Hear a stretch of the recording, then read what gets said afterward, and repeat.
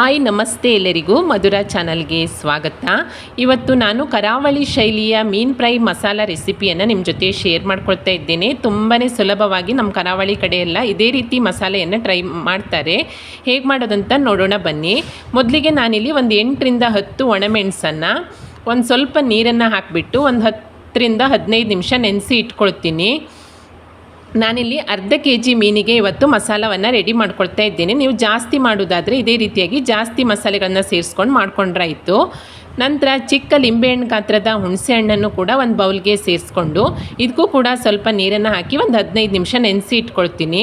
ಒಂದು 15 ನಿಮಿಷದ ನಂತರ ಒಂದು ಮಿಕ್ಸಿ ಪಾತ್ರೆಗೆ ನೆನೆಸಿ ಇಟ್ಕೊಂಡಿರುವಂತಹ ಒಣಮೆಣಸು, ಹಾಗೆ 5ರಿಂದ 6 ಎಸಳಾಗುವಷ್ಟು ಬೆಳ್ಳುಳ್ಳಿ, 1 ಇಂಚ್ ಆಗುವಷ್ಟು ಶುಂಠಿ, 1 ಸ್ಪೂನ್ ಆಗುವಷ್ಟು ಧನಿಯಾ ಬೀಜ, ಒಂದು ಅರ್ಧ ಸ್ಪೂನ್ ಆಗುವಷ್ಟು ಜೀರಿಗೆ, ಒಂದು 1/4 ಸ್ಪೂನ್ ಆಗುವಷ್ಟು ಅರಿಶಿಣ, ಹಾಗೆ ರುಚಿಗೆ ತಕ್ಕಷ್ಟು ಕಲ್ಲುಪ್ಪು, ನೆನೆಸಿ ಇಟ್ಕೊಂಡಿರುವಂತಹ ಹುಣಸೆ ಹಣ್ಣನ್ನು ಕೂಡ ನೀರಿನ ಸಮೇತವಾಗಿ ಸೇರಿಸ್ಕೊಂಡು ಮಸಾಲೆಯನ್ನು ನುಣ್ಣಗೆ ರುಬ್ಕೊಂಡ್ರೆ ಕರಾವಳಿ ಶೈಲಿಯ ಮೀನು ಫ್ರೈ ಮಸಾಲ ರೆಡಿಯಾಗತ್ತೆ ನೋಡಿ.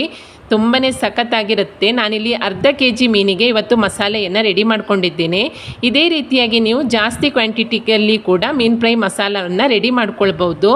ನಮ್ಮ ಕುಂದಾಪುರ, ಉಡುಪಿ, ಮಂಗಳೂರು ಕಡೆ ಎಲ್ಲ ಮೀನು ಫ್ರೈಗೆ ಇದೇ ರೀತಿಯಾಗಿ ಮಸಾಲೆಯನ್ನು ರೆಡಿ ಮಾಡ್ಕೊಳ್ತಾರೆ. ನೀವು ಇದೇ ರೀತಿಯಾಗಿ ಮಸಾಲೆಯನ್ನು ರೆಡಿ ಮಾಡಿ ಫ್ರಿಜ್ಜಲ್ಲಿ ಕೂಡ ಒಂದು ವಾರದ ತನಕ ಸ್ಟೋರ್ ಮಾಡಿಕೊಂಡು ಬಳಸ್ಕೊಳ್ಬೋದು. ನಂತರ ರುಬ್ಕೊಂಡಿರುವಂಥ ಈ ಮಸಾಲೆಯನ್ನು ನೀವು ಯಾವುದೇ ಮೀನಿಗೂ ಕೂಡ ಬಳಸ್ಕೊಳ್ಬೋದು. ನಾನಿವತ್ತು ಒಂದು ಅರ್ಧ kg ಆಗುವಷ್ಟು ಬಂಗಡೆ ಮೀನಿಗೆ ಈ ರೀತಿಯಾಗಿ ರೆಡಿ ಮಾಡಿ ಇಟ್ಕೊಂಡಿರುವಂತಹ ಮಸಾಲೆಯನ್ನು ಚೆನ್ನಾಗಿ ಹಚ್ಚಿಬಿಟ್ಟು ಒಂದು ಅರ್ಧ ಗಂಟೆ ಅಥವಾ 1 ಗಂಟೆ ನೀವು ಸೈಡಲ್ಲಿಟ್ಟು ನಂತರ ರವಾವನ್ನು ಹಚ್ಚಿಬಿಟ್ಟು ತವಾ ಫ್ರೈ ಏನು ಬೇಕಾದರೂ ಮಾಡ್ಕೊಳ್ಬೋದು. ತುಂಬಾ ಸಖತ್ತಾಗಿರುತ್ತೆ.